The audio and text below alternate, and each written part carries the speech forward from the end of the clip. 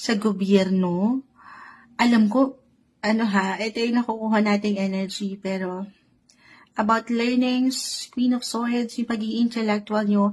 So, someone from the past, isa-isahin natin. Learnings, education, connected sa inyong mga, kung kayo ay from the past, high school, college friendship, or sweethearts. Although parang nawala na kayo ng connection, pero pwedeng magbalik out of the blue. The Tower, hindi nyo aasahan ito para sa ilan sa inyo. Aries. Okay. Travel, as I've mentioned, someone na nakasama nyo na sa travel before. Education, or anything connected sa government, someone nakatataas. Or ilang proseso na nilakad nyo sa gobyerno. From the past, guys, this is about the past. Sinong magbabalik? Sinong multo mo?